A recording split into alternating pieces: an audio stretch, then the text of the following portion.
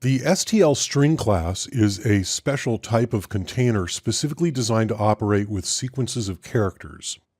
It's designed with many features to operate on strings efficiently and intuitively. Here I have a working copy of string.cpp from chapter 10 of the exercise files. You notice I include the string header at the top.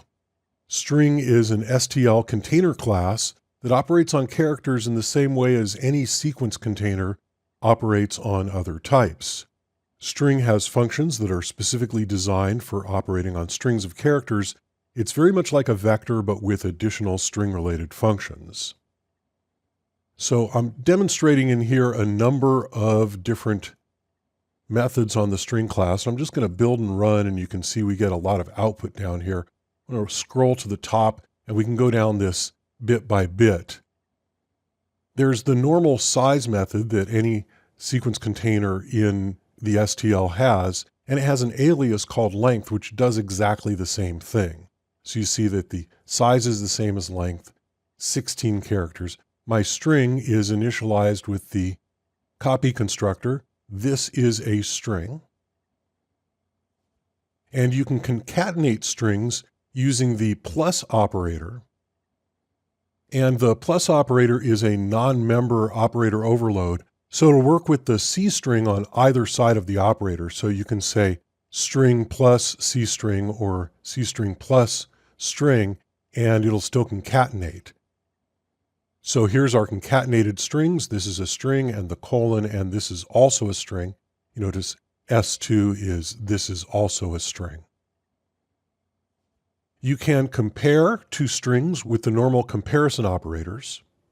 And we have a number of examples of this here. I'm using it with the conditional operator and yes or no. And so S1 equals S2 will get a no because they're two different strings. And if I copy assign S1 to S2 using the assignment operator and then do the same comparison, you see that I get the result of yes.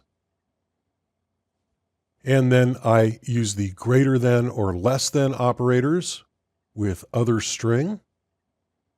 And you see, here we are, no, yes, yes, and no, the results that we would expect. I can use a range-based for loop to step through each of the characters, and I'm putting a space character between them. And so that looks like this here. This is a string with spaces between each of the characters. I can use an iterator to insert a character. Remember, this is just like any container, except it contains characters. And so if I want to add an X, I use the begin iterator, and I can add 5 to it and put in an X. And then after insert, the S1 looks like this with the X. After the 5th position, so 1, 2, 3, 4, 5. Remember, it's 0 base, so it's really 0, 1, 2, 3, 4, 5, which is where the X is. And then I can erase that, taking it out of the container, deleting it from the container, using exactly the same syntax with the erase method. And so after the erase, the X is gone. I can use the replace method to replace two characters. So those two characters are that is part of the string, and change it to ain't. It's not good grammar, but it's a good demonstration of the replace method. I can use substring to extract 5 characters from the 5th position, and I get that same ain't. And I can use find to find the first position of a character within the string. So the first S is in position 3. That would be this S here. Remember, the first position is 0, so 0, 1, 2, 3. And the last S is in position 13, which would be this one out here. So those are the highlights of the string class. The string class, of course, has a lot more in it. The string class is a powerful and flexible class implemented as a sequence container, has a rich set of features, and an intuitive interface.